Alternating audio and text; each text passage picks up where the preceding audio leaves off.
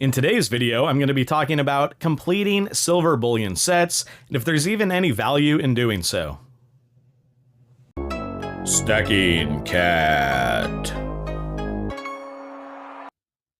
Welcome to the Stacking Cat channel, where I talk all things silver with a little bit of gold. If you want to see more of this type of content, then please subscribe and push that notification bell. If you enjoy this video, then hit that like button.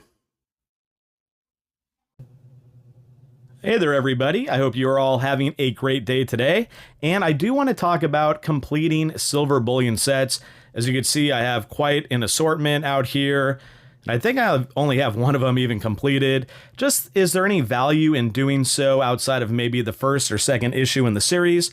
And the reason why I want to talk about this particular topic today is Appmex sent me an email and I believe a text with a survey they were conducting about the whole idea of these sets. And, you know, Appmex does produce quite a few of them, like this Charlie Brown set that a lot of people are into. Appmex is the sole distributors of those, as well as the Black Flag and a few others out here. And so they're just doing a survey, wanting to know what my thoughts are.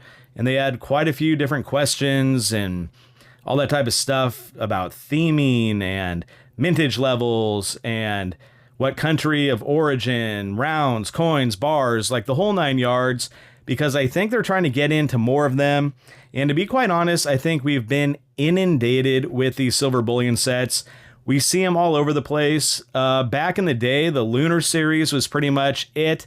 Then you had things like kookaburras and pandas and koalas and different coin series where they changed the design each year, but I wouldn't necessarily call them a silver bullion set or series. I just think that it was a yearly release where they wanted to put a different image on each of them.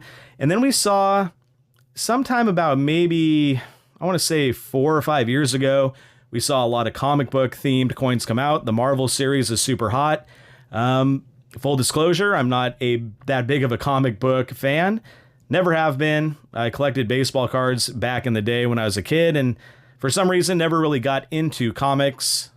But it doesn't mean that you can't find a good coin series or anything like that with the Marvel. Very popular. A lot of people love them. Of course, they came out with various series like the Black Flag, the Triangle coin shipwreck series. What other ones have they come out? Dangerous Animals. All these different types of coin series are out, and they seem to be getting more and more and more and more and more. A lot of more is there, abundant across the silver stacking universe, and a lot of them it is not that necessarily people out there are looking for different types of series or sets. It's just that they're put out there with low mintage numbers typically, and it just seems like there could be good buying opportunities. But I don't know how much there is an opportunity going outside of the first issue, maybe the second issue, by completing the Shipwreck series. What did that do for my stack? Am I going to gain value like 10 years from now on it? Probably not. You know, the price of silver though has changed, so there's been prices with premiums that have been a little bit different, so you may gain a little bit that way. But of course that goes back to why we stack, the insurance aspect of silver. And so I really don't try to equate the different prices with the bullion series just because they kind of stand alone on their own. And one of the examples, of course, is the Black Flag, which is one of the more popular bullion series that we see out there.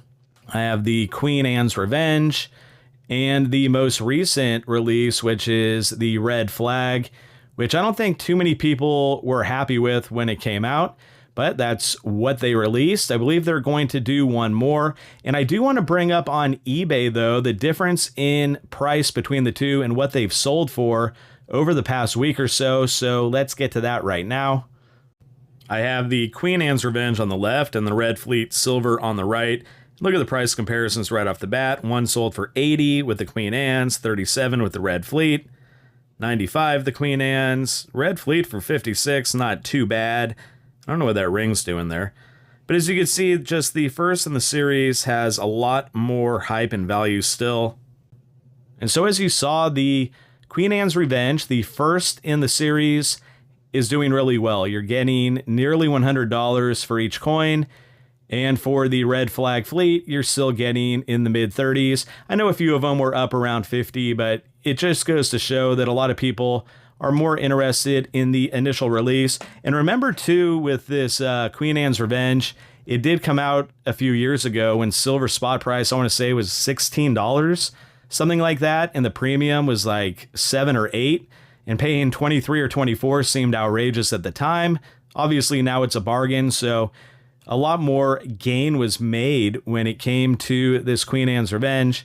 And there's quite a few other series here, like the Germania Mint stuff. Where is it?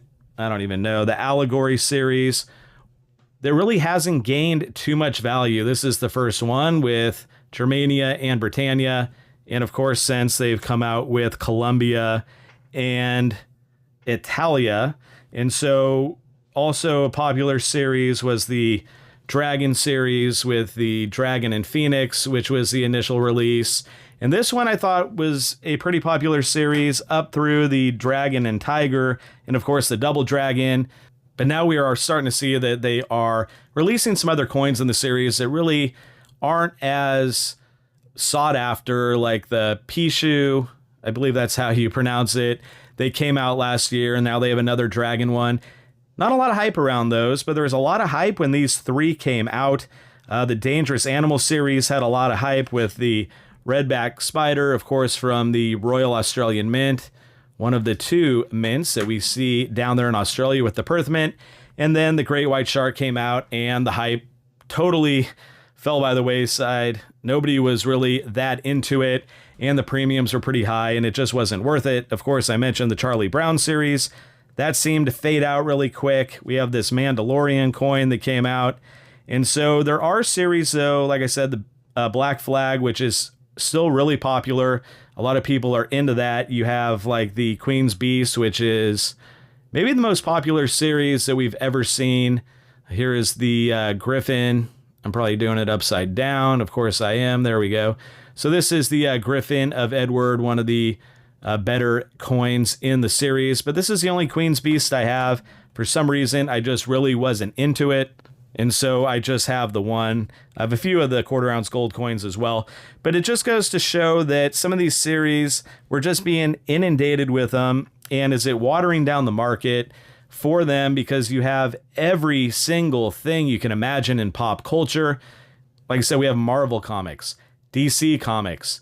We have various other movie franchises. We have video games like Pac-Man, Charlie Brown.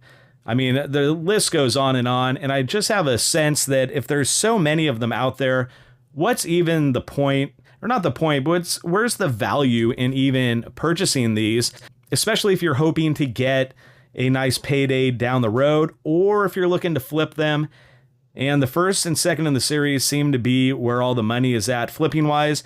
But when you go to flip or to sell any of these, you have to look at it in the context of where or who you're going to sell to. If you go into a coin shop right now and you walk in there with a Royal Fortune, more than likely they're just going to give you spot plus $1 or $2.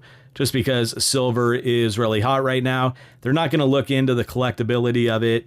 That's probably, I mean, I'm going to speculate here, but 90% of coin shops, maybe even more, unless the dealer is in tune with the series, because they're just trying to flip or turn over as much silver and gold as they can to build their inventory of other coins, than American Silver Eagles or Maples or something like that. They're trying to build their own inventories, and they're not going to pay you collector prices for that. So you're going to really have to go to the private market.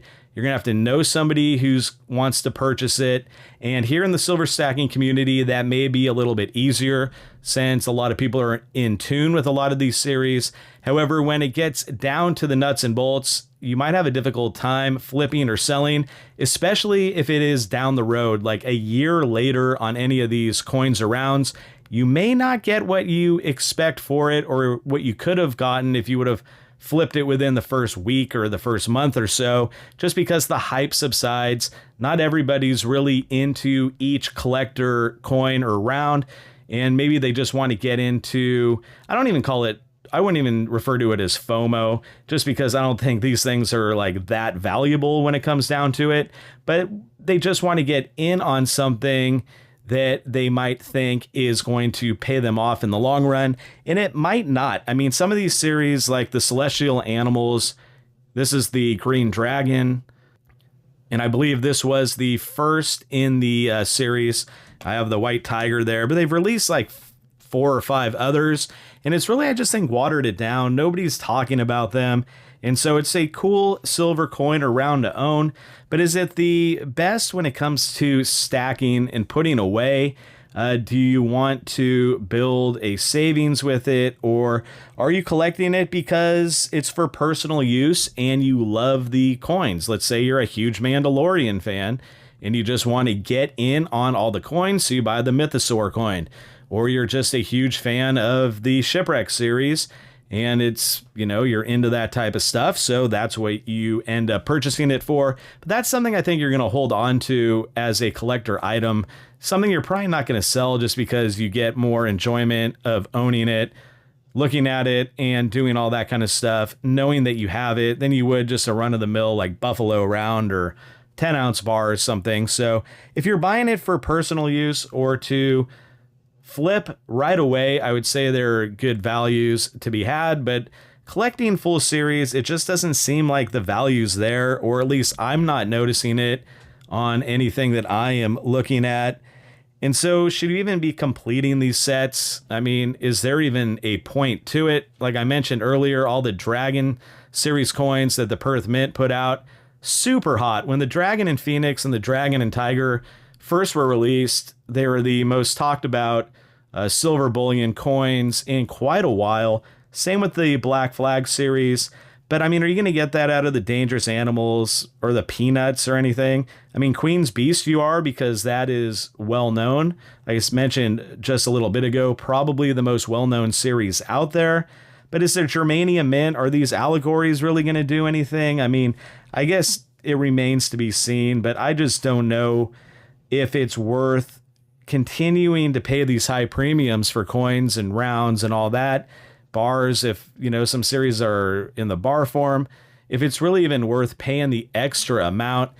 You know, a lot of people have been buying these more and more as premiums have been really high on just generic rounds, American Silver Eagles, Britannias, those types of coins and rounds and silver. So they say, I'll just pay a few extra dollars and get into this collectible set. And it might be something that they really enjoy, and that's why they do it. But they might buy it. Maybe it's too late and they go to flip it and nobody wants it. And now you are left with a coin you paid a lot in premium on.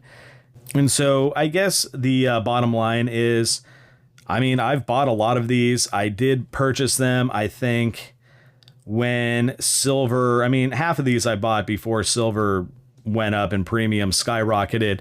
But I bought them, you know, just to own something different, just to break up the monotony of stacking the same thing over and over again. And I also bought, I don't have any out here because I ended up doing a gold to silver ratio trade, I believe for this St. Gans, as a matter of fact, right here, where I traded a bunch of those EC8 coins, where it's the Eastern Caribbean 8, the different countries where you have, I don't even remember, the Dominican Republic was in there, I think St. Lucia, possibly, I don't know, a bunch of different countries in the Caribbean had a coin series put out. But those are going, you could find those in your generic bin, more than likely at your LCS. So if you go in there, you're going to see like a Buffalo, you're going to see like a Morgan dollar replica, and you're going to see like a St. Lucia coin. And did you pay extra to get that coin because it was part of this series and it seemed like the hype thing to do? Maybe. And then it could end up that you lost out. But if you could find them for a really good price, if you could find them at spot and above, maybe nowadays, I guess it would be like $3 or $4, then I would go ahead and get it, but I would not break the bank trying to complete any of these sets unless it's just a hot new coin like the Zeus or Poseidon that just came out. I did not get any of those, but those were really flipping for a high price. But when they get to the 6th in the series, and I don't know how far they're going, will they be worth that much? those 5th and 6th releases compared to the first two? I don't know. Maybe not. I mean, the Black Flag series kind of is the tail of the tape there, where you have the Queen Anne's Revenge still going for a decent amount, and the Red Fleet, people are like, all right, whatever. Cool. Like, now we're into the, I don't want to say lame, but the less desirable versions of the coin. So always something to consider when you're putting your money into silver and gold, because you're not just buying some random item that is going to end up losing value, like a TV or something that we use in our everyday life. This is something that you are holding for the future as a savings and insurance. So you always want to make like the most prudent type decisions when it comes down to it, because you don't want to end up spending money and putting it in places where you're not going to get much of a return, if any at all. And so just some food for thought, something always to consider when you are purchasing silver and of course gold and precious metals, platinum, palladium, whatever you're into, maybe even rhodium. Gosh, I wish I would have gotten in on rhodium like 5 years ago, even 3 years ago. All right, no tangents here. Just seemed like that would have been a good play. It's so much now, but yeah, rhodium. Oh well, different topic, and we'll keep to this one, which is over. So I hope you guys did enjoy this video. And if you'd like to see similar videos about silver with a little bit of gold, then please subscribe and push that notification bell, smash that like button, and leave a comment. And until next time, this is the Stacking Cat.